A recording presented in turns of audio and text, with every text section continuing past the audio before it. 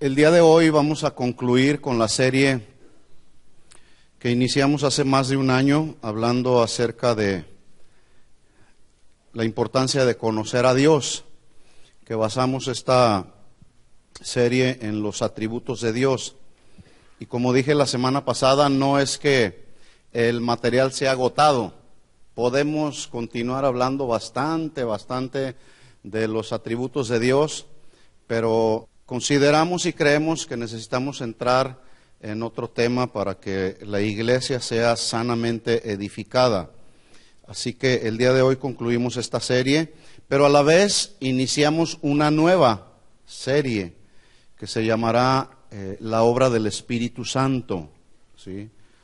La próxima semana estaremos hablando algo y todo lo relacionado con el Espíritu Santo, su obra, los dones, por qué alabamos, por qué adoramos al Señor, por qué hablamos en lenguas, por qué se profetiza, tantas cosas que hay acerca del Espíritu Santo y su obra que la iglesia de hoy necesitamos conocer, ¿verdad?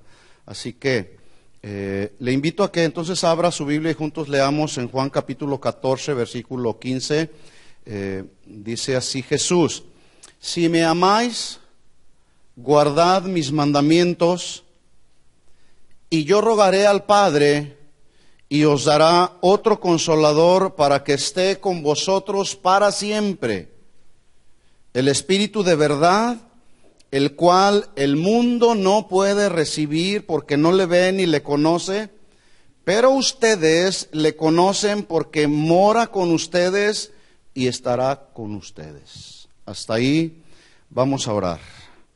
Señor, te damos gracias. Gracias porque nos das la oportunidad una vez más de reunirnos en tu nombre y poder aprender de ti. No queremos ser solamente oidores, sino hacedores de tu palabra, Señor. Te hemos ido conociendo a través de los atributos que te son inherentes, pero queremos continuar conociéndote más y más, Señor. Ahora a través de la obra de tu Espíritu Santo que mora en nosotros. Ayúdanos, Señor, danos la sabiduría, danos el entendimiento para poder aprender, Señor, el consejo de tu palabra. Te pido que me des la sabiduría también a mí para poder transmitir este mensaje que tú has puesto en nuestro corazón y transmitirlo con sencillez, pero también, Señor, con autoridad, porque tu palabra misma es autoridad. Ayúdanos, Señor, nuestro corazón está dispuesto para ti, Señor. Nos has preparado a través de la alabanza, a través de la adoración, y el terreno de nuestro corazón está listo, Señor, está preparado. Es más, Señor, necesitamos esa preciosa semilla de tu palabra el día de hoy. Háblanos en el nombre de Jesús. Amén. Amén. La semana pasada hablamos que otro de los atributos de Dios es que Él es consolador. Diga conmigo, Dios es consolador. La referencia que Jesús hace en Juan 14, 16, indudablemente es al Espíritu Santo. Jesús dice en el 14, 15, Juan 14, 15, dice Jesús: si me amas, guarda mis mandamientos. Dijimos que la traducción de esta palabra guardar significa cumplir sus mandamientos, retenerlos y mantenernos ahí. ¿Cómo? Cumpliendo sus mandamientos. No es que solamente el día de hoy dices, hoy porque es día del Señor, voy a obedecerte en lo que tú me digas, Señor. No, no es solamente el domingo, es el día de mañana también. ¿Sí? La Biblia dice en Santiago, el que sabe hacer lo bueno y no lo hace, ¿qué? Le es pecado. Es bueno venir a la iglesia, ¿verdad? ¿Sí o no? Y los que no vienen, no hacen lo bueno, entonces les es pecado, ¿verdad? Porque es triste y es lamentable que siendo el domingo el día del Señor, aunque yo dijera que todos los días debieran ser, para el cristiano nacido de nuevo, todos los días debieran ser días del Señor, porque nos debemos a Él. porque Él nos salvó, porque Él nos rescató, porque Él pagó el precio. Todos los días deberían ser días que nuestra vida honrara al Señor.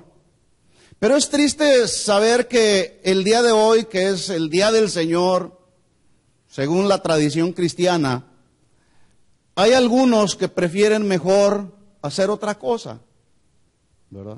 Pero bueno, como dicen, cada quien su religión. Bien.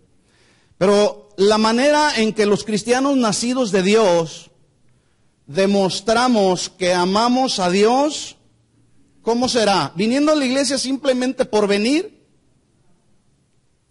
Porque muchos llegan el domingo a las diferentes iglesias alrededor del mundo el día de hoy. ¿Sí?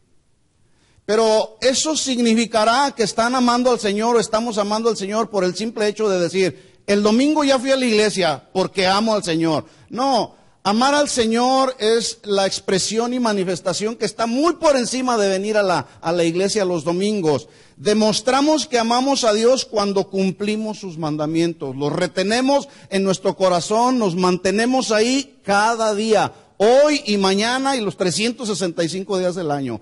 En esa manera y en muchas otras es como el cristiano nacido de Dios demuestra que ama a Dios.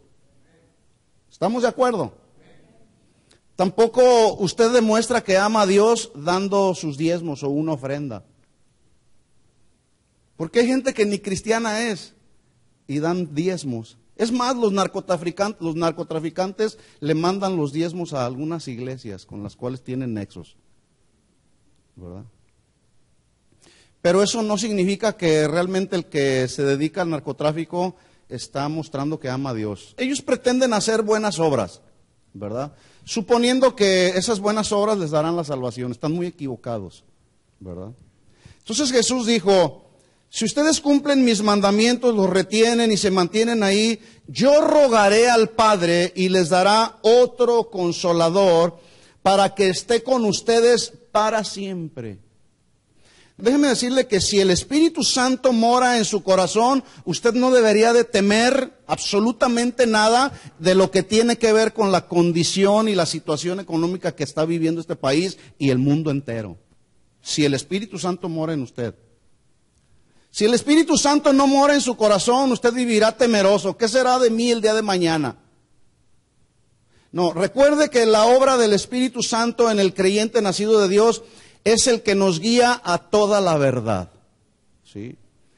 Establecimos la semana pasada que cuando Jesús dice, yo rogaré al Padre y les dará otro consolador, no significa que Jesús y el Padre no consuelan, sino que la clave para entender este versículo está en el significado de la palabra otro, que según el griego, dijimos la semana pasada, tiene dos traducciones. Una es la palabra del griego heteros, de donde viene la palabra al castellano heterosexual, que habla de aquella persona que se relaciona con el sexo opuesto o distinto. Entonces, hetero significa otro de otra clase, totalmente diferente. La segunda palabra para definir otro es la palabra del griego alos, con doble L y acento. Significa otro de la misma clase, es decir, otro idéntico, otro exactamente igual. De tal forma que cuando Jesús le está diciendo a sus discípulos, rogaré al Padre y les dará otro consolador, Jesús no está usando la palabra heteros, sino está usando la palabra alos, que significa les daré otro consolador, otro de la misma clase, otro que sea idéntico a mí, que sea exactamente igual a mí. ¿Sí? Por lo tanto, entonces, cuando Jesús está diciendo que el Espíritu Santo es el consolador, significa que también el Padre y el Hijo consuelan. ¿Estamos de acuerdo? ¿Sí? Dice la Biblia en el versículo 18, estoy en Juan 14, 18. Mire esta expresión tan importante. Dice Jesús, no los dejaré huérfanos, vendré a vosotros. Esta expresión, no los dejaré huérfanos, sin lugar a dudas, es una expresión llena de mucho amor y de mucha misericordia que únicamente salen del corazón de un padre amoroso, ¿sí? Entonces Jesús aquí, cuando dice no los dejaré huérfanos, se está mostrando como un padre amoroso y lleno de misericordia, aún y a pesar de que Jesús está haciendo alusión a su muerte, en donde además les está prometiendo a los discípulos que Él regresaría, pero mientras Él regresaba, no los dejaría huérfanos, no los dejaría sin amparo. Dijimos la semana pasada que un huérfano es aquella persona que se ha quedado sin amparo, sin protección, en cuanto a lo que tiene que ver con el afecto, con el amor, porque hay algunos huérfanos que quedan bien protegidos económicamente, pero no se refiere a eso. Un huérfano es aquel que perdió a papá y mamá, queda en el total desamparo en cuanto al afecto, en cuanto al cariño, no tiene nadie que lo pueda animar, alentar cuando viene la tristeza, no tiene nadie pues que lo pueda consolar. Ese es un huérfano. Pero Jesús está diciendo aquí, ustedes no quedarán en el total desamparo. Cuando venga la tristeza, cuando venga la angustia, cuando venga el dolor, ustedes no estarán huérfanos. Les enviaré el Consolador, a alguien que sea igual a mí, alguien que sea idéntico a mí. Y menciona al Espíritu Santo y les dice, el Espíritu Santo les dará el consuelo de un padre para su pueblo. ¿Cuántos reciben ese consuelo del Señor? Sí. Es justamente cuando alabamos y adoramos al Señor que posiblemente algunos vienen con alguna aflicción, con alguna tristeza, porque durante la semana tuvieron conflictos, tuvieron problemas en el trabajo, en la familia, los hijos rebeldes, etcétera. ¿Cuántos tienen problemas que les han causado dolor y aflicción aquí en el corazón? Levante su mano. Ahí hay varias manos levantadas, mire. ¿Sí? Y llegamos el domingo a la congregación. Pero uno de los asuntos importantes y actividades importantes que la iglesia debe de hacer cuando nos reunimos el domingo es rendirnos a la presencia del Señor, humillar nuestro corazón, derramar nuestro corazón ante su presencia, para que el Espíritu Santo, que es el consolador de nuestras almas, venga justamente a consolar tu alma cuando estás pasando por dolor y por aflicción. Pero algunos dicen, yo llego a la palabra porque soy un hombre, una mujer de la palabra. Se oye bien, pero también la alabanza y la adoración tiene su propósito, hermano. ¿Sí? Dice Jesús entonces en Juan capítulo 14, versículo 19, todavía un poco y el mundo no me verá más, pero vosotros me veréis porque yo vivo, vosotros también viviréis. Mire cómo Jesús está haciendo una promesa de volver pronto, número uno, refiriéndose en primer lugar a su resurrección. Jesús dijo, me voy a ir, pero al tercer día resucitaré. Me van a matar, me van a azotar, pero al tercer día resucitaré, volveré. Pregunta, ¿volvió Jesús sí o no? Al tercer día, con poder y gran gloria. ¿Sí? Pero también Jesús dice, volveré, pero extiende su regreso a través de la presencia del Espíritu Santo en la vida de los creyentes por primera vez el día de Pentecostés. Cuando dice la Biblia que se oyó un estruendo fuerte en el libro de los Hechos, dice que el lugar donde estaban empezó a sacudirse de tal forma que todos los que estaban ahí presentes fueron llenos del Espíritu Santo y comenzaron a hablar en otras lenguas. Es decir, que Jesús estaba cumpliendo una vez más lo que había prometido. No los dejaré huérfanos, no estarán desamparados. Vendrá en mi lugar otro que sea igual que yo en la persona del Espíritu Santo. Vino Jesús en la persona del Espíritu Santo por primera vez en el día de Pentecostés, ¿sí o no? La palabra se cumple, hermanos. ¿Por qué no creer en la palabra? ¿Por qué no confiar en la palabra? ¿Por qué confiar más en filosofías? ¿Por qué confiar más en interpretaciones de un hombre? ¿Por qué confiar más en muchas otras cosas que no tienen nada que ver con la Escritura? ¿Por qué? La gente el día de hoy está siendo muy engañada. Están confiando en otras cosas, en otros en otros instrumentos o herramientas antes que confiar en el poder que hay en la palabra de Dios, hermanos. En la verdad que hay en la palabra de Dios. Entonces dice Jesús, el Espíritu Santo que ahora mora en ustedes, en cada persona que es nacida de Dios. ¿Sí? El Espíritu Santo no mora en una persona pecadora que no se ha arrepentido. El Espíritu Santo mora única y exclusivamente en todas aquellas personas que han tenido ya la experiencia del nuevo nacimiento. ¿Sí o no? ¿Cuántos tienen el Espíritu Santo? Sí.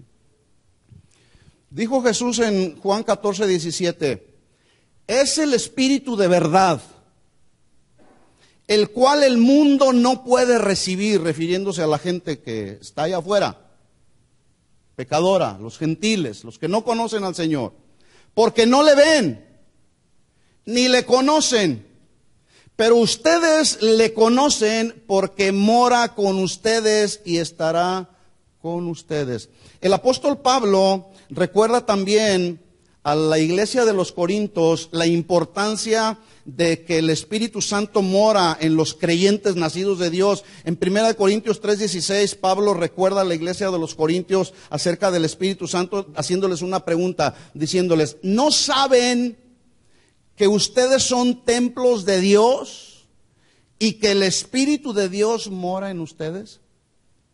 ¿Usted lo sabía? Porque hay quienes luego nos preguntan, ¿a dónde vas? Voy al templo. ¿Quién es el templo? ¿Este edificio es el templo? Este es el edificio donde se reúnen los cristianos, los hijos de Dios, quienes reconocemos, según lo que dice la Biblia, que somos el templo de Dios. Dios ya no habita en templos hechos por manos de hombres. Dios habita ahora en nuestro corazón a través de la persona del Espíritu Santo. ¿Es el Espíritu Santo que mora en tu corazón, sí o no? Y si no mora en tu corazón por el hecho de que no has nacido de nuevo, hoy tú tienes una buena oportunidad para poder rendir completamente tu vida al Señor y decirle, Señor, me quiero arrepentir de todos mis pecados, pero quiero tener la experiencia de ese nuevo nacimiento porque te quiero conocer más, pero también quiero que el Espíritu Santo, la persona, otro que es igual a ti, more en mi corazón. ¿Sí? Entonces podemos decir que la palabra consolador significa uno que es llamado al lado de alguien para brindar ayuda, aliento y además para confortarle. ¿Sí? La semana pasada dejamos pendientes resolver 3 preguntas, las voy a leer. Una, ¿de qué nos ha de consolar el Señor? ¿De qué nos consuela el Señor? Segunda, ¿cómo es como nos consuela el Señor? Y tercera, ¿en qué consiste ese consuelo, esa ayuda, ese aliento de Dios? Bueno, Pablo a través de la carta a los Romanos nos establece las siguientes verdades objetivas, no son subjetivas, porque algunos dicen, pues es que la Biblia es tan subjetiva, tan relativa, es pura historia, es puro... No. Estas verdades que ya analizamos y estudiamos la semana pasada son verdades objetivas. ¿Sí? Número 1, dijo Pablo en Romanos 3:10, no hay justo ni aún uno. Esa es una verdad objetiva, nadie la puede discutir. No hay justo ni aún uno. En el capítulo 3, versículo 20, también Pablo establece otra verdad. Por las obras de la ley, ningún ser humano será justificado, porque por medio de la ley se conoce el pecado. Esa es otra verdad objetiva que usted y yo necesitamos conocer. Por medio del estricto cumplimiento de la ley, nadie se va a salvar. Nadie podrá ser justificado, declarado sin culpa e inocente delante del Padre. Pero también la otra verdad que Pablo establece en Romanos 3:23, dice él, todos pecaron y están destituidos de la gloria de Dios. Así estábamos muchos de nosotros, ¿sí o no? Y es posible que el día de hoy haya personas aquí en este lugar que así están todavía. Pero insisto, hoy es una buena oportunidad para que usted pueda tener un encuentro con el Señor y rendirle su vida totalmente a Él. En cuarto lugar encontramos, en 3:23 encontramos cómo Pablo establece esta verdad. Todos pecaron, están destituidos de la gloria de Dios, y esta es la tragedia más grande en la que se puede encontrar un ser humano, estar destituido de la gloria de Dios. Y estar destituido de la gloria de Dios por causa y el resultado de su rebelión y de su incredulidad. Yo dije la semana pasada que la gente el día de hoy se está yendo a una eternidad sin Cristo, se están yendo al infierno, no porque no hay quien les predique del Evangelio, sino hay quien les predica del Evangelio, pero ellos, debido a su incredulidad y a su rebeldía, no quieren recibir las verdades del Evangelio. Entonces están yendo a una eternidad sin Cristo por incredulidad. La siguiente verdad que la Biblia establece, y que es una verdad objetiva, no es subjetiva ni relativa, es la siguiente: si alguno persiste deliberadamente en continuar practicando los mismos pecados, la siguiente verdad objetiva de la Biblia es, según Hebreos 10:31, horrenda cosa es caer en manos de un Dios vivo. Es algo terrible. Ahora, ¿cuántos saben que venimos a adorar a un Dios vivo, que está vivo? El que alaba y adora a un Dios vivo es porque está vivo. ¿Cuántos están vivos? Los muertos no hacen nada, los muertos no pueden alabar, las piedras no pueden alabar al Señor. Pero los vivos podemos alabar, podemos adorar a Dios, pero también podemos proclamar el nombre de Dios como el único Dios verdadero, el único Rey de reyes y Señor de señores, al que usted y yo lo alabamos porque estamos vivos. Los que estén vivos, denle un grito de júbilo al Señor, a ver. Wow. Horrenda cosa es caer en manos de un Dios vivo. Es decir, una persona se encuentra en una terrible situación cuando deliberadamente continúa pecando y no quiere aceptar a Jesús, no se quiere arrepentir de sus pecados, queda como un pecador reprobado, pero también a la vez queda como un pecador condenado a la justa venganza de un juez que está sentado en el cielo, está sentado en su trono y está juzgando con justicia, porque Dios es un Dios que es justo. ¿Sí o no? Pregunta entonces, ¿de qué nos ha de consolar el Señor? ¿Cómo es que nos consuela el Señor? ¿En qué consiste el consuelo del Señor? Buena pregunta. Porque yo le dije la semana pasada que realmente el consuelo de Dios no es solamente que yo estoy viviendo en angustia, en tristeza, en desesperación por alguna situación que estoy viviendo, sino el verdadero consuelo que viene de parte de Dios está muy por encima de ese consuelo que sentimos cuando estamos tristes. Y es ahí al que me quiero referir, el que quiero que nos ubiquemos bien, a ese consuelo de Dios. Pero déjeme darle un ejemplo. Hay un documental que me gusta ver que se llama Secretos de la Caja Negra. No sé cuántos lo han visto por ahí. Ese documental, lo único que trata son puros accidentes aéreos, aviones comerciales. Y había de ver qué desesperación y en qué terrible situación se encuentran todos aquellos que están a punto de morir. Bueno, se dice que el avión de pasajeros más rápido de la historia fue el Concorde, un avión supersónico que dejó ya de dar servicio en el año 2003. Pero este avión supersónico alcanzaba una velocidad de hasta 2.430 kilómetros por hora, unas más o menos 1.500 millas por hora. ¿Se imagina? Qué velocidad tan impresionante. Pero la velocidad de la mayoría de los aviones comerciales está entre los 550 y los 580 millas por hora. ¿Sí? Ahora, le pongo en perspectiva lo siguiente. Imagine usted que nuestra vida sin Cristo, o la vida sin Cristo de un pecador que todavía no tiene a Jesús en su corazón, es como aquel avión comercial. Aunque algunos se sienten Concorde, con mayor capacidad, ¿verdad? Pero nada más les recuerdo que ese avión ya no existe a la fecha, así que no hay por qué sentirse un Concorde. Entonces, imagine que ese avión comercial va en una caída sin freno desde más o menos 35, 45 mil pies de altura, a los que se elevan, algunos más para arriba, ¿sí? Pero de repente viene a 800 o 900 millas o 1510 millas si es un Concorde. Imagínense que viene en una caída sin freno, ¿sí?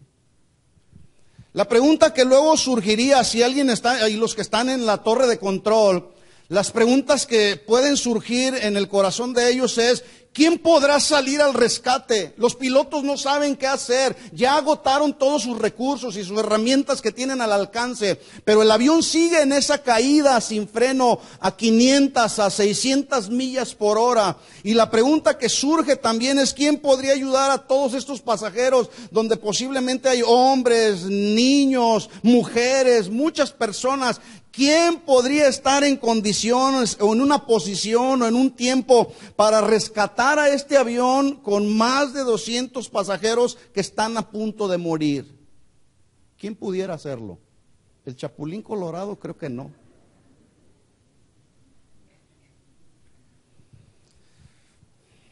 Ahora, todos aquellos que van en ese avión están bien conscientes de que el impacto será mortal. Y no solamente el impacto será mortal y lo saben, sino que está tan próximo y es inevitable que a todas esas personas que van en ese avión, en esa caída sin freno, les surjan las siguientes preguntas. Yo quiero que usted esté pensando mientras estoy dando esta ilustración. Piense usted cómo estaba nuestra vida antes de conocer al Señor. Iba en una caída sin freno. Y nada nos podía detener, hermanos. Y buscábamos a toda costa satisfacer los deseos de nuestra carne. Íbamos en una caída sin freno. ¿A dónde? ¿Al cielo? No. ¿A dónde íbamos? Al infierno. Ay, hermano, no sea usted tan dramático. Íbamos al infierno, hermanos. No lo digo yo, la Biblia lo establece. ¿Sí? Entonces esas personas, al estar conscientes de que están próximos a recibir un impacto mortal, de lo más profundo de su corazón sale una pregunta donde ellos claman y gritan: ¿de dónde puede venir socorro para mi vida? Estoy a punto de morir. Y la pregunta siguiente que se hacen ellos: ¿existirá alguien que me pueda salvar de esta tan horrenda y terrible muerte y que es tan inminente? En unos pocos minutos estoy a punto de morir. ¿Habrá alguien que me pueda salvar?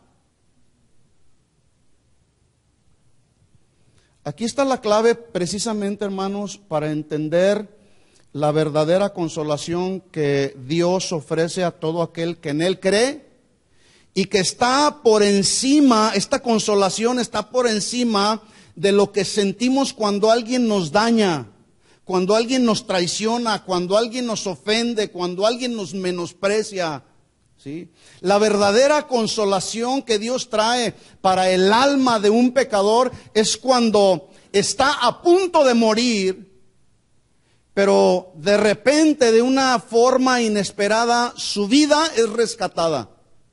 Así estaba nuestra vida. Había un acta de decretos que estaba siendo contraria a nosotros, que nos declaraba culpables. Es más, no solamente éramos culpables, nosotros en nuestros méritos meramente humanos no podíamos pagar con nuestra vida ni con nada que pudiéramos tener a nuestro alcance. No podíamos pagar por el rescate de nuestra vida delante del Padre. Estábamos acabados, estábamos terriblemente en una tragedia. ¿Sí? ¿Cuántos estaban así? Pregunta entonces, ¿de qué nos ha de consolar el Señor? ¿No lo ha entendido todavía? ¿De qué nos ha de consolar al Señor? La respuesta es de la muerte tan inminente que viene a alguna persona por causa del pecado. Y ese es el verdadero consuelo que un cristiano puede recibir y que proviene del trono de Dios. Esa es la verdadera consolación. Déjeme decirle que no hay mayor pérdida en la vida de un ser humano. ¿Cuántos han perdido algo? Hace casi 4 años yo perdí mi casa. ¿Cuántos han perdido algo? ¿Qué perdió ahí usted? ¿Qué perdiste, Ernesto? ¿Ah? ¿Una hermana? ¿Una casa también? ¿Qué más han perdido por acá? ¿Qué perdió, hermana? Casa y negocio. ¿Qué perdiste? Y casi la familia. ¿Qué perdiste? A su mamá. ¿Quién más ha perdido algo? Un hijo. Tal vez alguno ha perdido dinero. ¿Cuántos han perdido dinero? Por nuestros malos negocios. Aún por nuestra codicia. Aún por no ser sabios e inteligentes acerca de cómo administrar lo que Dios pone en nuestra mano, y nos metemos en tantos problemas y perdemos. Pero déjeme decirle lo siguiente, esta es una verdad objetiva también, hermano. No hay pérdida más impresionante que alguien pueda haber experimentado como la pérdida del alma.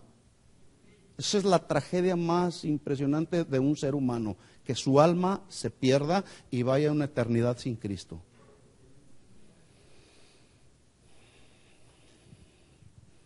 Así que la muerte vino por causa del pecado. ¿Estamos de acuerdo? La semana pasada lo dijimos. Todo ser humano que nace después de que nuestros padres en el Génesis pecaron, todo ser humano que nace a esta vida nace con un sello. ¿Cuál es ese sello? Pecador. Todos nacimos con ese sello que nos etiquetaba como pecadores, ¿sí o no?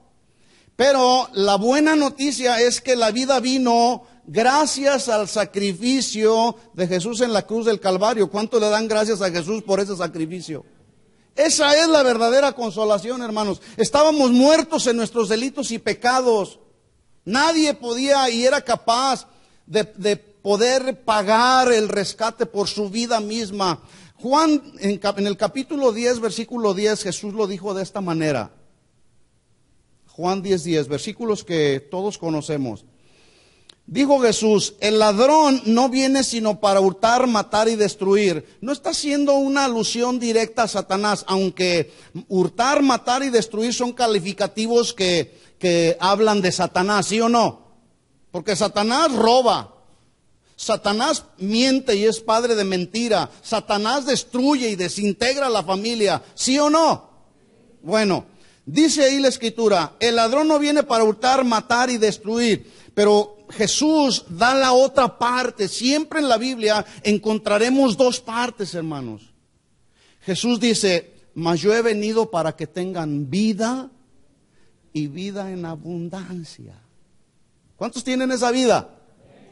Ahora, la traducción aquí de la palabra vida no es la palabra del griego bios, que produce vida humana. La palabra aquí que Jesús está usando para vida es vida del griego zoe. De hecho, algunos le ponen a sus hijas Zoe. Yo conozco por ahí una niña que se llama Zoe o Zoe, ¿verdad? Y Zoe significa vida plena o vida completa, escuchen, en Cristo. Entonces, cuando Jesús dice ahí, el ladrón viene a hurtar, a matar y a destruir, pero yo he venido para que tengan vida, habla de una vida que está completa en Él, una vida que está plena en Él. Ninguna de las cosas de este mundo te pueden hacer pleno. Ninguna de las cosas de este mundo pueden completar o complementar tu vida. Las necesitamos, pero escuche, la única vida plena Y el único complemento en el que puede vivir un cristiano nacido de Dios es siendo complementados por Cristo. Es más, la Biblia dice que estamos completos en Cristo. No me falta nada. No me falta nada con Él. Hermano, pero no tienes para pagar mañana tus utilidades. No me importa, estoy completo en Él y para mí eso es más importante, estar completos en Él, hermanos. Esa es la verdadera consolación que experimenta el pueblo de Dios, que conoce a su Dios. ¿Cuántos conocen a Dios? El que no conoce a Dios empieza a atormentarse, empieza a caer en preocupación, en tribulación, porque el día de mañana no tiene para pagar lo que tiene que pagar y empieza en un temor y en una inseguridad. No estás completo en Cristo, te está haciendo falta algo. No estamos viviendo la vida plena que en Cristo podemos disfrutar. Pablo dijo entonces, Romanos 3:23, vamos ahí a ver estos versículos, hermanos.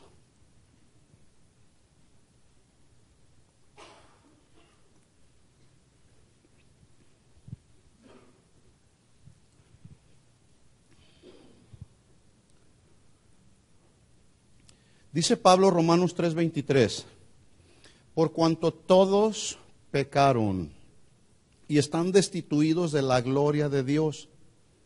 24. Todos esos que pecaron, destituidos de la gloria de Dios, mire la buena noticia, siendo justificados gratuitamente por su gracia. ¿Justificados cómo? Gratuitamente, sin pago alguno.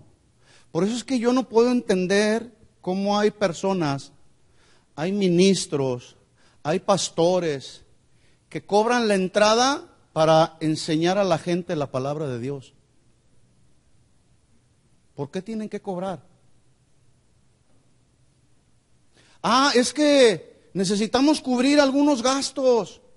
Es que el evento contiene gastos, hay que pagar esto, hay que pagar aquello. La Biblia dice, cada uno dé como propuso en su corazón, no por obligación ni por necesidad. Eso es lo que muchos no han entendido, por eso cobran. ¿Sí?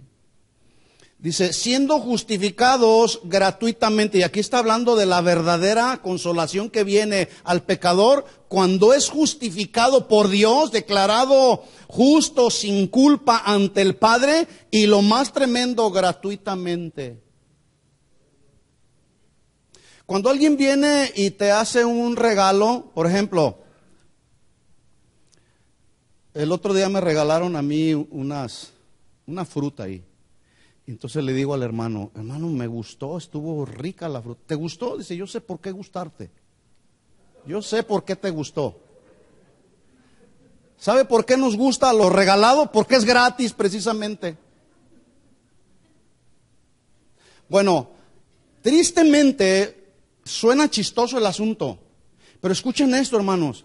Dios nos regaló la salvación gratuitamente. Nos debería de gustar. Nos debería de gustar. Pero algunos menosprecian ese sacrificio que Jesús hizo en la cruz del Calvario, viviendo una vida religiosa. Nos debería de gustar porque fue gratis. Siendo justificados gratuitamente mediante la redención que es en Cristo Jesús. Escuche esto, esta expresión mediante la redención que es en Cristo Jesús no es solo una mera expresión que suena bonito. Más bien es una acción tan importante que los nacidos de Dios debemos de valorar, porque significa que nuestra justificación, que fue gratuita, se basa precisamente en la redención que es plena y suficiente a través del sacrificio de Jesús en la cruz del Calvario. Es decir, nuestra redención fue el pago total de nuestra deuda. No debemos nada más. Fue un pago total y fue suficiente por el rescate de nuestra alma. Nos debería de gustar, hermanos. Deberíamos de honrar a Dios, deberíamos adorar a Dios, deberíamos de glorificarlo, y no solamente eso, deberíamos de publicarlo a los cuatro vientos. Pero a algunos nos da vergüenza.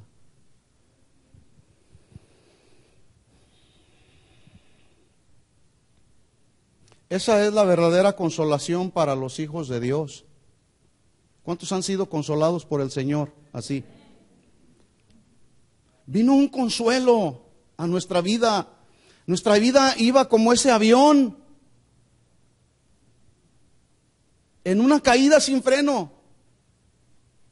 Pero Jesús tomó nuestro lugar siendo nuestro sustituto. Él dijo, yo voy a pagar el precio por del cual posiblemente nadie daba ni siquiera un penny por tu vida. Por lo menos así era en mi caso. Sin embargo, Jesús y Dios en su gran amor y el Hijo en su gracia y en su misericordia estuvo dispuesto a tomar nuestro lugar. Qué gloriosa verdad, hermanos. Qué tremenda consolación viene al alma cuando entendemos que Jesús tomó mi lugar y siendo yo nada ni nadie en este mundo. Pregunta, si a ti te llamaran para proponerte dar tu vida por uno que es un depravado sexual o un depredador sexual que está condenado a cadena perpetua, ¿tú darías tu vida en lugar de ese depredador sexual? ¿Tú entrarías a cumplir cadena perpetua en la cárcel o tal vez la muerte definitiva por ese depredador sexual? ¿Cuántos lo harían? Levanten la mano.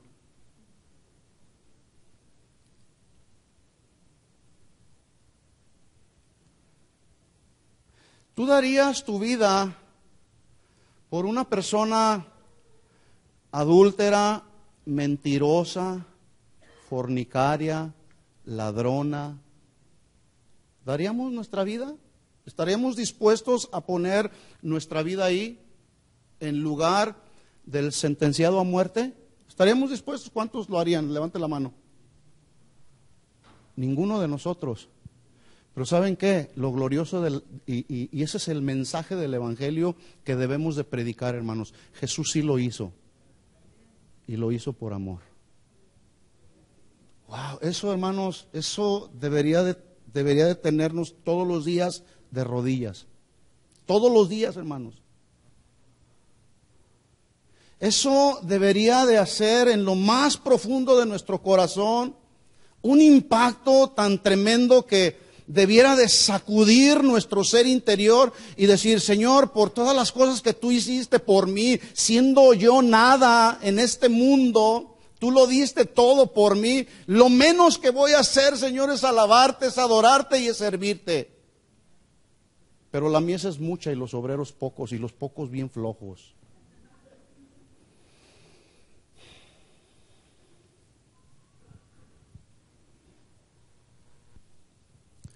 Dice Pablo entonces, Romanos 3:23 y 24, voy hasta el 24.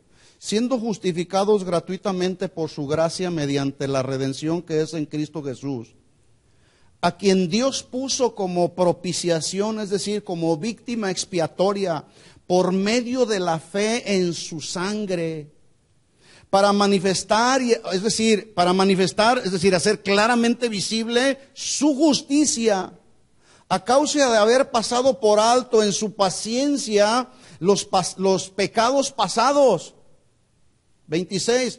Con la mira de manifestar en este tiempo su justicia, a fin de que Él sea el justo y el que justifica al que es de la fe en Jesús, al que cree en Jesús. ¿Cuántos creen en Jesús? El que cree en Jesús será justificado por aquel que es el único digno de justificar. No sé si me entendieron, si me di a entender, mejor dicho. ¿Podrá alguien ser justificado si el que es justo no lo ha justificado? Suena así como un juego de palabras, pero es una realidad. ¿Podrá alguien ser justificado, declarado sin culpa e inocente delante del Padre, si el que es justo no lo ha justificado? ¿Podrá? No, imposible. Esa es la verdadera consolación para los hijos de Dios, hermanos. Así que cuando dijo Jesús, yo rogaré al Padre y Él les enviará otro consolador, Jesús iba muy por encima de la consolación que viene a nosotros cuando sufrimos. Jesús estaba refiriendo a la verdadera consolación del alma cuando somos perdonados de todos nuestros pecados, hermanos. Esa es la verdadera consolación. Vamos a ver otra escritura, Romanos 5:17.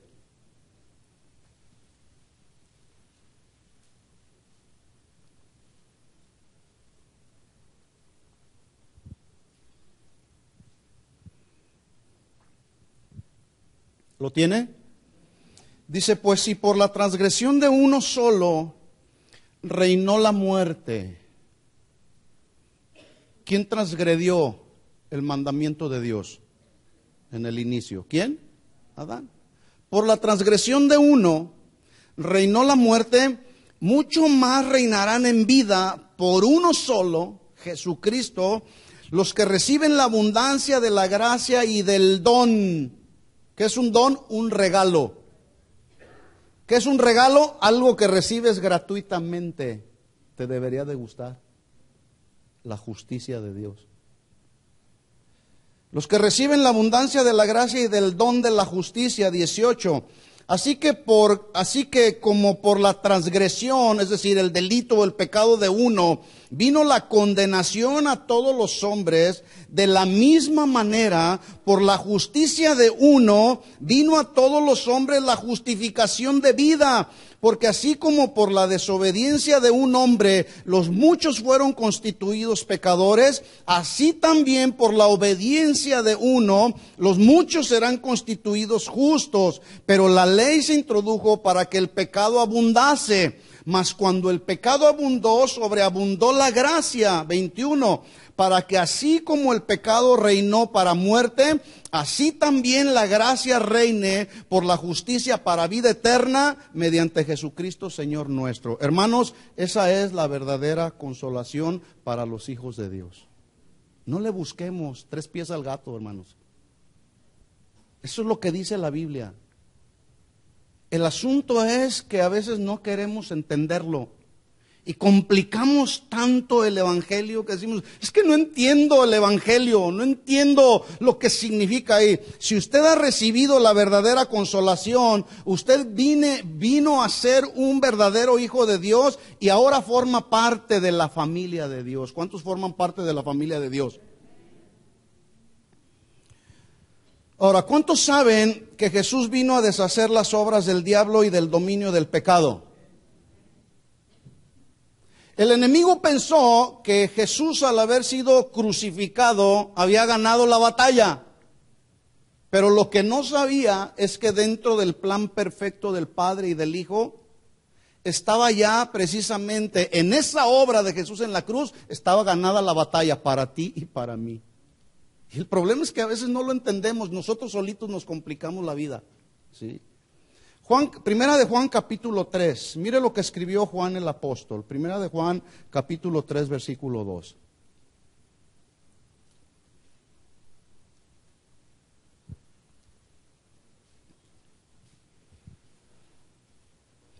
Dice así, Primera de Juan capítulo 3 versículo 2. Amados, ahora somos hijos de Dios. Y aún no se ha manifestado lo que hemos de ser. Pero sabemos que cuando Él se manifieste, seremos semejantes a Él porque le veremos tal como Él es. Y todo aquel que tiene esta esperanza en Él, se purifica a sí mismo, no nomás el domingo, todos los días. ¿Qué debemos hacer? Purificarnos porque todos los días pecamos. ¿Sí? El que tiene esta esperanza en Él, se purifica a sí mismo, así como Él es puro. Versículo 4. Todo aquel que comete pecado infringe también la ley, pues el pecado es infracción de la ley. Y sabéis que Él apareció para quitar nuestros pecados y no hay pecado en Él. Todo aquel que permanece en Él no peca. Y aquí no significa una vida de impecabilidad total, porque todos pecamos. Habla y significa que estando en Él ya no pecamos deliberadamente o practicamos los pecados de manera deliberada como si fuera ya un hábito. No, sino que cuando eventualmente caemos en algún pecado, viene un dolor a tu corazón, a tu alma, no por el pecado cometido, sino por haberle fallado a Él. ¿Sí? Entonces dice, todo aquel que permanece en Él no peca, todo aquel que peca deliberadamente no le ha visto ni le ha conocido. Versículo 7, hijitos, nadie los engañe, el que hace justicia es justo como Él es justo. El que practica el pecado es del diablo, no lo digo yo, lo dice la Biblia. El que practica el pecado, y aquí esta palabra practicar significa fabricar en serie, que los pecados cada día, los mismos pecados como un hábito diario. Y cuando alguien practica un pecado deliberadamente cada día y lo sigue fabricando una y otra vez, detrás de esa fábrica de pecados constantemente que está cometiendo cada día vienen otros siguiéndole. Es que esa es la naturaleza de aquel que no conoce a Dios, porque dice ahí, el que practica el pecado, ¿de quién es? Es del diablo. Porque el diablo peca desde el principio. Para esto apareció el Hijo de Dios, para deshacer, para destruir por completo, se traduce deshacer, destruir por completo las obras del diablo. ¿Sí? Es que el diablo ya me trae, dicen algunos cristianos, entre comillas. ¿Ya te trae el diablo? Hermano, ¿cómo estás? Es que ya no hallo la puerta, el enemigo se me atraviesa por donde quiera. Es más, ven demonios hasta en la bocina esa. Porque supuestamente el diablo ya los trae. Escuchen esto, hermanos. El diablo y las obras del diablo, Jesús las deshizo en la cruz del Calvario.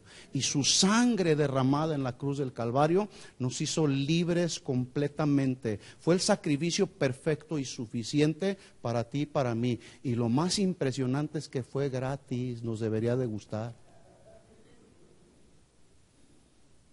Deberíamos amar nuestra salvación, hermanos.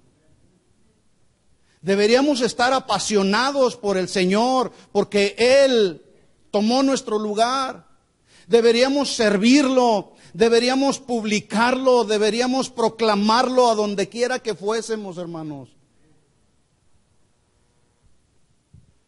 ¿Cuáles son las obras del diablo? ¿O cuáles obras practicábamos anteriormente? Éramos mentirosos, ladrones, parranderos, jugadores, adúlteros, fornicadores. Esas son las obras del diablo, pero Jesús las deshizo. Versículo 9, 1 Juan 3:9 dice, todo aquel que es nacido de Dios no practica el pecado, practicar, ¿sí? Como un hábito.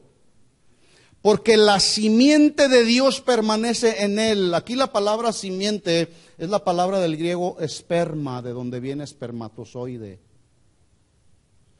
Y a través del espermatozoide que se une al óvulo de la mujer, surge una descendencia. Dice entonces ahí, porque la simiente, el esperma de Dios, permanece en él. Y no puede pecar porque es nacido de Dios. ¿Sí? Jesús vino a salvar no lo que tal vez podría perderse, sino lo que ya se había perdido. Estábamos perdidos, hermanos. No vino Jesús a salvar al que tal vez encararía la justa ira de Dios como un pecador, sino que Jesús vino a salvar a aquel que ya estaba destinado para el lago de fuego. Y muchos de nosotros éramos así estábamos.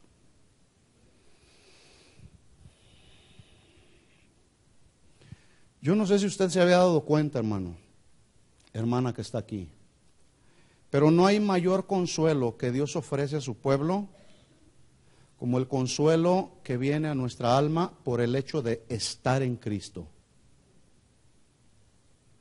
Estar en Cristo, no estar ahí en una religión. Estar en Cristo, no estar en una iglesia determinada, en un ministerio determinado. Lo que trae consuelo al corazón, al alma, de un hijo de Dios es estar en Cristo. Pablo lo dijo, de modo que si alguno está en Cristo, nueva criatura es decir, tuvo un nuevo origen ya, nueva criatura es. Las cosas viejas pasaron, he aquí, Él las hace todas nuevas en nuestra vida como causa y a resultado de estar con Él. Por eso la Biblia dice, Pablo mismo lo dijo en Colosenses, ustedes están completos en Cristo, no te falta nada. Es que ¿de qué voy a vivir para el día de mañana? Una ocasión, uno de los hermanos de nuestra congregación allá en Glendale, fue con su ex pastor, que en un afán de manipular a la gente, levantando ofrendas de oro. A ver, todos los que traigan anillos y relojes de oro, vengan aquí a darlos para la obra de Dios. El hombre descubrieron que tiene sus lingotes de oro. Producto y resultado de todas las ofrendas que manipuladoramente le ha quitado a la gente. Y la gente, en una ignorancia total de lo que la Biblia dice, vienen y le traen ofrendas de oro al apóstol. Le descubrieron que tenía sus lingotes de oro, y cuando lo descubrieron, pues lo cuestionaron y le dijeron, oye hermano, no seas tan descarado, por no decirle de otra manera, tan desgraciado. Digo, se oye fuerte, pero esos no tienen la gracia de Dios, hermano. Discúlpeme usted la expresión.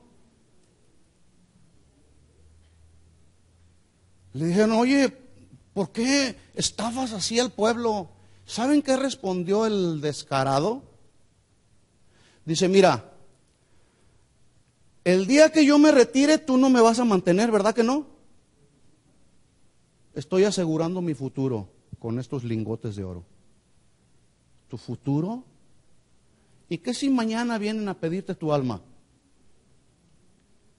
¿De quién será todo eso que almacenaste ahí? ¿De quién será, imprudente, tonto, necio? Esta noche vienen a pedirte tu alma, le dijo Jesús al rico aquel, insensato.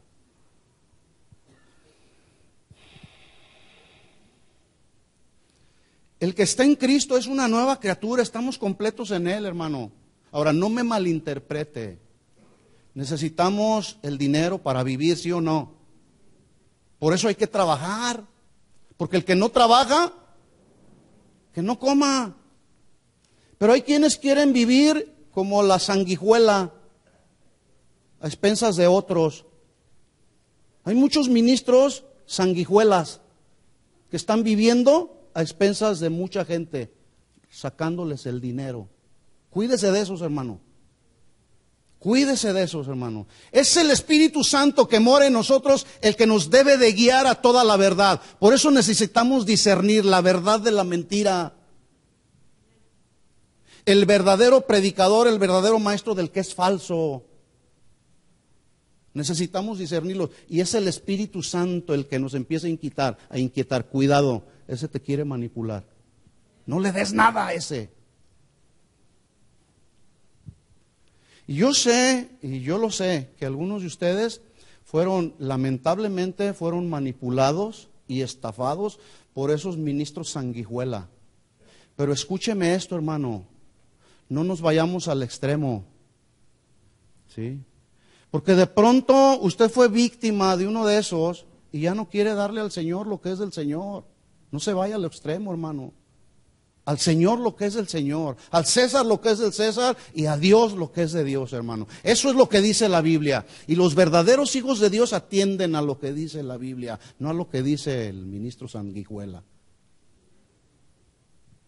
De modo que si alguno está en Cristo, nueva criatura es. Las cosas viejas pasaron, aquí todas son hechas nuevas. Y todo esto, dice el versículo 18 en 2 de Corintios 5, 18. Todo esto proviene de Dios, que nos reconcilió consigo mismo por Cristo y nos dio el ministerio de la reconciliación. Hermanos, los nacidos de Dios necesitamos, por causa y a resultado de estar vivos, necesitamos reconciliar a otros con el Padre. Porque se nos dio el ministerio de la reconciliación, llamar a otros, ir por otros y llevarlos a los pies de Cristo. Y llevarlos a esa experiencia del nuevo nacimiento, experiencia que tú y yo vivimos. Y poderle proclamar a esa gente esas buenas nuevas de salvación. Cuando Jesús muriendo en esa cruz estaba muriendo por toda la humanidad, no solamente por unos cuantos. Porque luego por ahí dicen, no, Jesús no murió por todo el mundo, por toda la humanidad, solamente por los escogidos. Eso es mentira y es una herejía.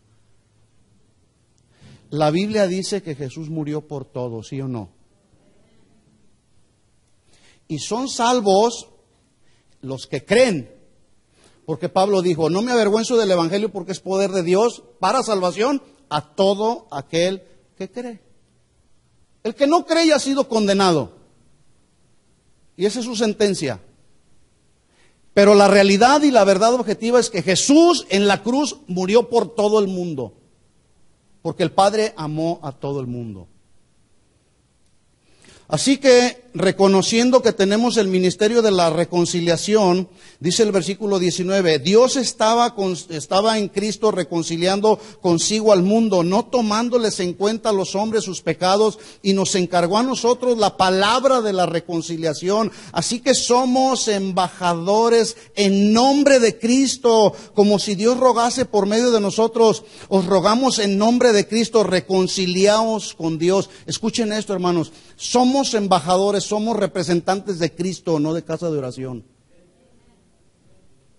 Es que yo vengo aquí representando mi iglesia. No le hables a la gente pecadora de tu iglesia, háblales de Cristo. Ese es el único mensaje que es capaz y suficiente de salvar a un pecador. Este ministerio no tiene ninguna posibilidad de salvar a nadie. Aquí venimos solamente a ser instruidos, a ser apacentados, a ser enseñados, a ser instruidos por la palabra. Así que somos embajadores, representantes de Cristo. El día de ayer en la clase que estoy dando en el Instituto Bíblico, estamos estudiando ya las cartas pastorales, primera, segunda de Timoteo y Tito.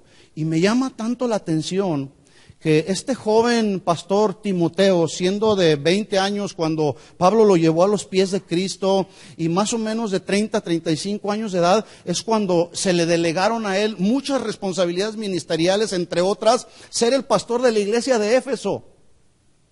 Pero no solamente se le delegó la responsabilidad de ser el pastor, él era un representante de Pablo. Y Pablo lo envió a ser representante de él en la iglesia de los Corintios, en la iglesia de Tesalónica, lo mandó a ser representante de Pablo en la iglesia de los Filipenses y finalmente lo estableció como el pastor de la iglesia de Éfeso. Pero en esa representación que tenía el joven Timoteo, en esa representación, él tenía la responsabilidad de predicar la sana doctrina, de contender por la sana doctrina. Y escuchen esto, hermanos. Él lo hizo, Timoteo lo hizo. Hizo honor al significado de su nombre. Timoteo significa uno que honra a Dios. Y él honró a Dios en todo, porque amaba a Dios. Esa es la verdadera consolación que vienen a los hijos de Dios, hermanos. Y algunos no estamos valorando eso. Somos embajadores de Cristo. La siguiente pregunta que hicimos, casi para terminar, ¿cómo es que Él nos consuela? Bueno, es el Espíritu Santo el agente o el instrumento que consuela a la iglesia, y la forma y la manera en que lo hace es mostrando a Jesús a través de la predicación del Evangelio de salvación. Esa es la manera como viene la consolación a un pecador, ¿sí? No es a través de una oración solamente. Repite conmigo esta oración. No, la persona, antes de recibir la verdadera consolación que da Jesús a un pecador, antes tiene que ser expuesto al mensaje del Evangelio. En otras palabras, se le tiene que decir: destituidos estamos de la gloria de Dios por cuanto todos pecamos. Somos pecadores. ¿Sí? Estábamos ya con un acta contraria a nosotros. Éramos pecadores. A mí no me dijeron, Ay, nomás arrepiéntete y deja de hacer lo que estás haciendo y tu vida va... No, a mí me dijeron, eres un pecador y si no te arrepientes te vas a ir al infierno. Ay, es que esas palabras están muy fuertes, hermanos. Es que esa es la verdad. ¿Qué acaso no es la verdad la que hace libre a un pecador? ¿Por qué no entonces hablar con la verdad? Conoceréis la verdad, dijo Jesús, y la verdad os hará libres. Por eso hay que predicar la verdad que está en la Biblia, ¿eh? Y Jesús dijo, yo soy el camino, la verdad y la vida. Hay que predicar de Jesús, ¿sí? Entonces, la manera en que viene la verdadera consolación es a través de la predicación de buenas nuevas de salvación que tienen que ver justamente con ese sacrificio perfecto de Jesús en la cruz del Calvario. Juan 14:26, se lo leo rápido. Jesús volvió a decir, mas el Consolador, el Espíritu Santo, a quien el Padre enviará en mi nombre, Él les enseñará todas las cosas y les recordará todo lo que yo les he dicho. Hermanos, cuando entendemos el concepto de la verdadera consolación de Dios para su pueblo, es cuando entonces entendemos que nadie, absolutamente nadie será capaz de darnos el consuelo a nuestra alma. Solamente Jesús vendrá a darnos consuelo. Cuando entendemos ese verdadero concepto de la verdadera consolación. Ni las terapias psicológicas, porque es increíble cómo el día de hoy hay ministros que en lugar de aconsejar y ministrar a la gente la verdad que está en la Biblia, cuando hay un problema matrimonial, es increíble que un ministro le diga a su gente, ve y consulta al psicólogo a ver qué te dice, a ver qué te aconseja. Lo que él te diga que hagas en tu problema matrimonial que no puedes resolver, lo que el psicólogo te diga que hagas, eso haz. ¿Y saben lo que están diciendo los psicólogos? Cuando hay un problema de adulterio y alguien es expuesto a la consejería de un psicólogo que no conoce a Dios, el psicólogo le dice a la señora que se siente traicionada, defraudada, decepcionada del marido adúltero, le dice, hazle tú lo mismo para que sienta lo que tú sentiste. No, es increíble. Es increíble. Las terapias, los medicamentos, eso solamente calman la angustia. Son paliativos que mitigan temporalmente, alivian el dolor, pero solo son momentáneos. La verdadera salud y consuelo al alma viene solamente a través de Jesús, mis hermanos. De nada más. Por eso hay que estar con Él. Por eso hay que establecernos en su presencia cada día y decirle, Señor, como el publicano aquel que no quería ni levantar sus ojos al cielo y decía, Señor, sé propicio a mí, reconozco que soy un pecador. Ese salió justificado antes que el otro. El entretenimiento, la diversión, alivian y el cuerpo humano se siente bien, pero igual son superficiales. Es que tengo tanto estrés que me voy a ir a divertir unos días a Las Vegas. Yo pregunto, ¿qué de bueno hay en Las Vegas? Digo, cada quien, ¿no? No me malinterprete, usted quiere ir a Las Vegas, es su asunto, no es mío. A mí no me quedaron ganas de ir. Para lo único que fui una vez fue a comer, que me invitaron ahí los papás de Amy. Y comimos bien, pero sabe, alrededor hay un ambiente, la ciudad del pecado, así que imagínense, ¿qué hay alrededor? Pecado. Ay, hermano, no sea legalista, yo voy a Las Vegas y que pues váyase a Las Vegas. Entreténgase para que se le quite el estrés. Pero escúcheme bien esto, hermano, eso es temporal también. Las riquezas, me voy a afanar y voy a tener y voy a tener y voy a tener y voy a almacenar para mi futuro. Sí, pero también las riquezas son temporales, hermano. Alivian un poco y te dan cierto grado de seguridad. Pero si el día de hoy vienen a pedirte tu alma, tus riquezas se te acabaron. son temporales. Lo mismo sucede con las relaciones interpersonales. Producen cierto alivio. Yo soy amigo de toda la congregación, me siento valioso. Hay gente que se siente valiosa porque es amiga de toda la congregación. No estoy diciendo que sea malo eso. Pero a veces también las relaciones interpersonales son temporales, hermanos. Porque nomás te peleaste con tu amiguito o con tu amiguita o te hizo un feo o no te saludó y ya, la cortaron. Es que me lastimó, es que me ofendió. Las relaciones interpersonales hacen una parte en la vida del ser humano. Pero tampoco en ellas se halla el verdadero consuelo, porque nadie puede hallar el verdadero consuelo en un ser humano. Maldito el hombre que confía en el hombre. ¿Con qué razón Salomón dijo, vanidad de vanidades, todo es vanidad, acerca de lo vacía y lo trivial que es la vida? Así es la vida, hermanos. Hoy estamos aquí y mañana quién sabe. Por eso cada día que usted y yo respiramos el aliento de Dios y tenemos la oportunidad de vivir la vida Zoe, la vida completa en Cristo, hay que vivirla con pasión, hermanos. Como si fuera el último día. Cuando venimos a alabar y adorar al Señor hay que hacerlo como si fuera el último día. Cuando venimos a ser instruidos por la palabra de Dios hay que hacerlo como si fuera el último día. Ahí viene la verdadera consolación al alma de los hijos de Dios, mis hermanos. Por eso Jesús dijo, si ustedes guardan mis mandamientos, permanecen en ellos, los retienen y se mantienen en ellos, entonces yo rogaré al Padre y les dará otro consolador, que les dé y les brinde el verdadero aliento que un hijo de Dios necesita.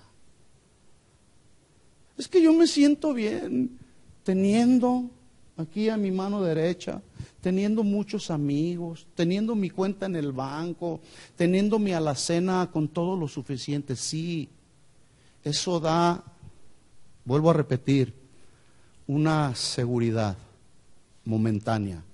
Pero eso se puede acabar de un día para otro, ¿sí?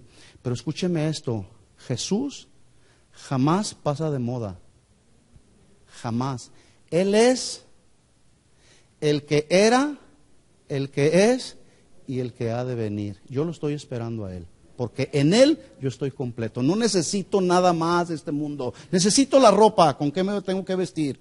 Necesito un auto para transportarme. Necesito dinero para comer, sí, lo necesito. Pero si no lo tengo, no me deprimo.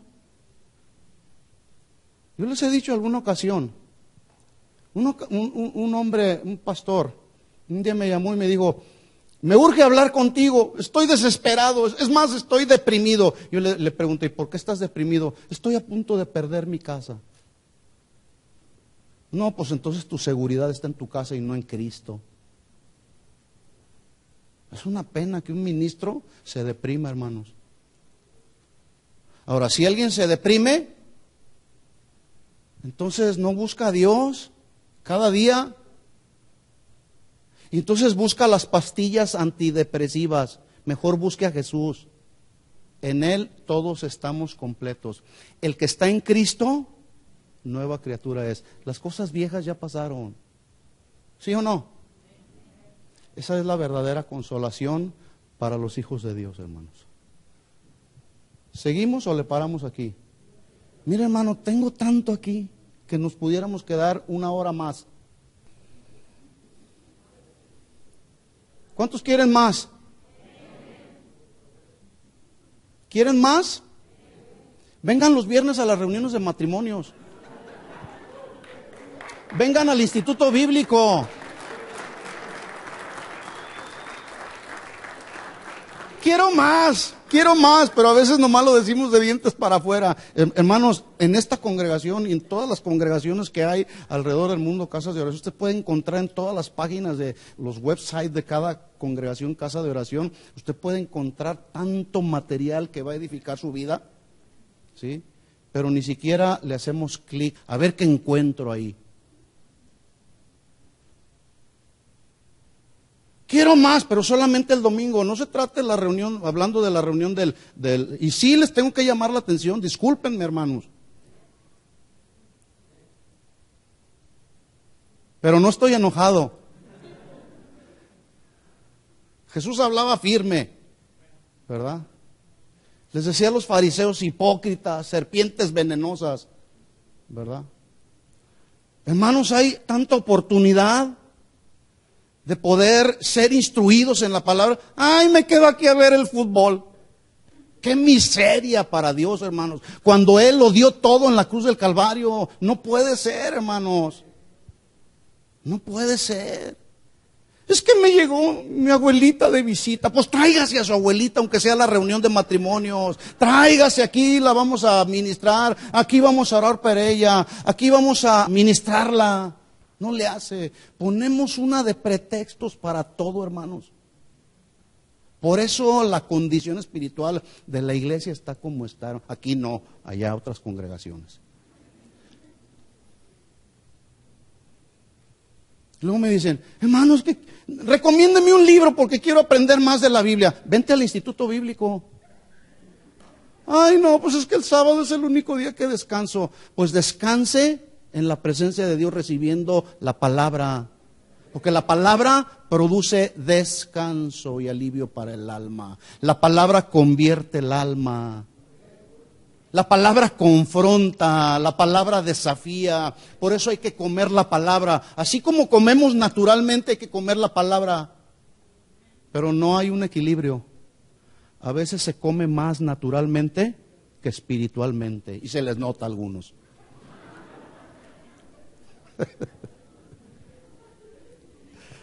Ay, Señor.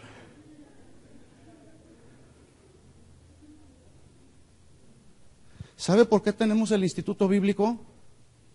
Porque Dios ha puesto una carga en nuestro corazón por formar verdaderos obreros de Jesús.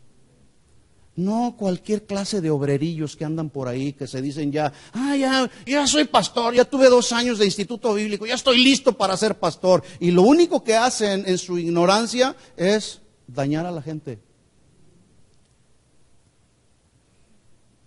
Hay mucha necesidad en la iglesia, hermanos, mucha necesidad, y se los tengo que decir. Hay mucha necesidad, pero también hay mucha pereza espiritual, hay mucha flojera espiritual. No queremos pagar el precio, no queremos hacer parte de nuestro estilo de vida la palabra sacrificio, cuando Jesús lo dio todo por mí. Y yo sí le regateo al Señor. Sí, está bien, Señor, tú lo hiciste. Volteo para acá porque acá hay una cruz, El otro día me preguntó alguien, hermano, ¿por qué voltea cuando habla del sacrificio de Jesús en la cruz? Es que aquí está una cruz. ¿Sí? Ya ni sé qué les estaba diciendo. Me fui en el viaje. Ok. Jesús vino a dar su vida aún a pesar de cómo estábamos, Jesús no dijo, si eres bueno, si te portas bien, voy a morir por ti, y si no, no. No, Él lo hizo.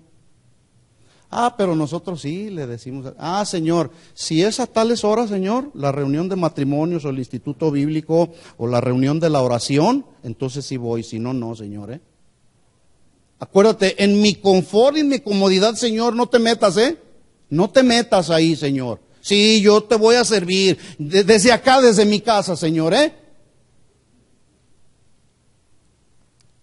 Bueno, ya, ¿qué más les digo, hermanos? Digo, más claro que eso. Más claro que eso. No puede ser. Pero si quieren, soy más claro y más específico. Escuchen esto, hermanos. Si alguien en este lugar no ha recibido la verdadera consolación al alma, a un alma redimida, y lavada por la sangre de Cristo, se va a ir al infierno. Se va a ir al infierno. Eso no hay vuelta de hoja. Así que yo voy a terminar con esto, hermanos. Es posible que aquí haya alguna persona que no le ha entregado su vida a Jesús. Es muy posible. O tal vez habrá alguien aquí que está en un pleito con el Señor todavía. Sí, ya recibiste a Jesús como tu Señor y Salvador, has caminado en la vida cristiana, pero te sigues deleitando. Es decir, estás con un pie en el mundo y otro en la iglesia. No, ya decídete hoy. En el mensaje a las iglesias de Apocalipsis hubo una reprimenda del Señor para la iglesia. O eres frío o eres caliente. Por cuanto eres tibio, te vomitaré de mi boca, dijo Jesús. ¿Sí? Ya. Decidámonos, hermanos. ¿Sí? Si estás aquí y nunca has recibido a Jesús como tu Señor y Salvador, y no estás seguro de que si mueres esta noche te vas con el Señor, este es el momento. Tal vez mañana ya no, hay oportunidad. ¿Cómo la ven? Si te has retirado de los caminos del Señor, por causa de andar todavía coqueteando con el mundo, queriendo, según tú, disfrutar del mundo, el mundo no te va a dar la salvación de tu alma, el mundo te va a dar la perdición de tu alma, y tu destino eterno no será con el Señor, tu destino eterno será el lago de fuego. Y eso está fuerte, hermanos. Horrenda cosa es caer en las manos de un Dios vivo. Es horrenda cosa. Quiero pedirles que se pongan de pie, por favor.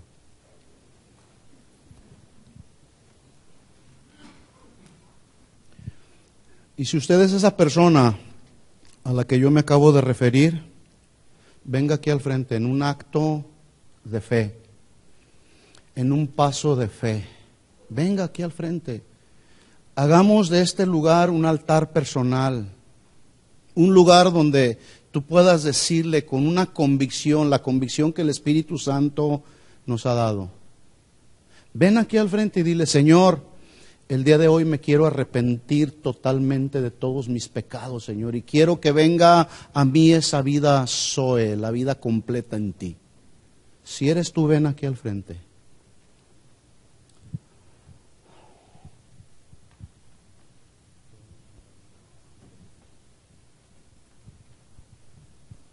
¿Nadie? Yo sé que hay personas aquí. Yo lo sé. Yo sé que hay personas que necesitan reconciliarse con el Señor. Pero le voy a decir una cosa, este es un acto voluntario. Yo no tengo que forzar a nadie, ni tengo menos que manipular a nadie. ¿Sí? Es el Espíritu Santo de Dios el que deberá traer convicción a la vida, al corazón de una persona de pecado, de justicia y de juicio. Sí. Gracias, Señor. Cierra tus ojos ahí en tu lugar. Y si por alguna razón tú no pasaste, pero te identificas con esto que acabo de mencionar, ahí en tu lugar, ahí mismo tú puedes decirle al Señor: sí, Señor, reconozco que he pecado y he pecado contra ti. Reconozco, Señor, que he caminado deleitándome más en las cosas de este mundo que en tu presencia. Empieza a orar al Señor y dile al Señor: Señor, quiero que de una vez y por todas las obras de la carne sean erradicadas de mi vida. Si algunos vienen a orar por estas personas que están aquí, les voy a pedir que me ayuden, por favor. Los demás, ahí en su lugar, ahí de forma personal, usted haga un compromiso con el Señor. Usted haga un compromiso personal con Él y haga una decisión con Él. La salvación, la justificación que usted y yo recibimos fue gratuita, hay que deleitarnos en ella. Señor, aquí está nuestra vida. Si tú quieres alzar tus manos y decirle: Señor, a ti, Jesús, que diste todo por amor, diste todo por amor a mí, Señor. A ti, solo a ti, Señor, sea la gloria, sea la honra, sea el honor por los siglos de los siglos. Queremos, Señor, que cuando tú vengas, nos encuentres, Señor, como aquellas vírgenes prudentes, con la lámpara encendida en nuestro corazón, Señor. Perdónanos si hemos pecado, perdónanos, Señor, si hemos buscado más las cosas de este mundo antes que buscarte a ti, Señor. Pero hoy determinamos en nuestro corazón de una vez y por todas buscarte cada día, cada mañana, Señor, reconocer nuestra condición, Señor. Porque tú lo diste todo por mí, Señor, en la cruz. Porque tú te vaciaste en la cruz por mí, Señor. Porque ahí en la cruz derramaste tu sangre, Señor, y fue tu sangre y únicamente tu sangre el sacrificio perfecto y suficiente para lavarme de todos mis pecados, Señor. Ayúdanos, Señor, ayuda a tu pueblo, Señor. Sabemos que vendrás pronto. Las señales las vemos, Señor. No queremos, Señor, continuar en esa caída libre y sin freno, Señor. Perdona nuestros pecados, Señor.